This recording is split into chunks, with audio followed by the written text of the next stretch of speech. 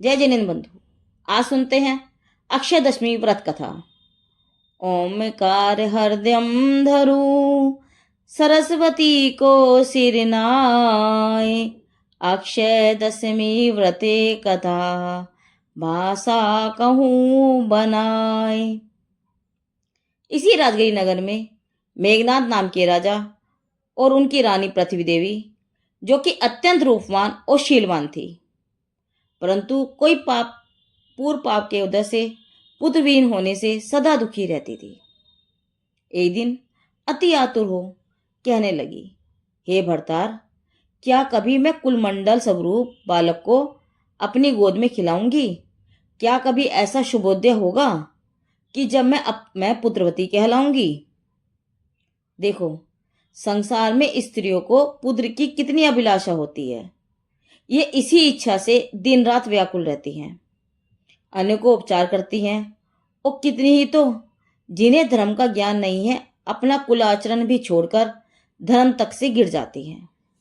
यह सुनकर राजा ने रानी से कहा, प्रिय, चिंता न करो, पुण्य के उदय से ही सब कुछ होता है। हम लोगों ने पूर्व जन्मों में कोई ऐसा ही कर्म किया होगा जिसके कारण निसंतान है। इस प्रकार वे राजा रानी परस्पर धैर्य बंधाते हुए कालक्षेप करते थे। एक दिन उनके शुभ उद्देश्य से श्री शुभंकर नामक मुनिराज का आगमन हुआ। राजा रानी उनके दर्शनार्थ गए। उनकी वंदना करने के अनंतर धर्म श्रवण करके राजा ने पूछा, हे प्रभु, आप त्रिकाल ज्ञानी हैं, आपको सब पदार्थ दर्पणवत प्रतिभाषित होते हैं, सो कृपया कर यह बताइए कि किस कारण से मेरे घर पुत्र नहीं होता है। तब मुनिराज ने विचार कर कहा, हे राजा, पूर्व जन्म में इस तुम्हारी रानी ने मुनि दान में अंतराय किया था, इसी कारण से तुम्हारे पुत्र की अंतराय हो रही है। तब राजा ने कहा, प्रभु, कृपया करके कोई यत्न बताइए कि जिससे इस पाप कर्म का अंत आवे। यह सुनकर मुनिराज बोले, बस तुम अक्षय दशमी व्रत करो। सावन शुद्धि दशमी को प्रोषद करके श्रीजिन मंदिर में जाकर भाव सहित पूजन अभिषेक करो और ओम नमो ऋषभनाथाय नमः इस मंत्र का जाप करो। यह व्रत 10 वर्ष तक करके उद्यापन करो। 10 उपकरण भी श्री मंदिर जी में भेंट करो। 10 शास्त्र लिखवाकर साधर्मियों को भेंट करो। दीन दुखी जीवों पर दया दान करो। विद्या दान देवो। अनाथों की रक्षा करो, जिससे शीघ्र ही पाप का नाश हो और साथी से पुण्य लाभ हो।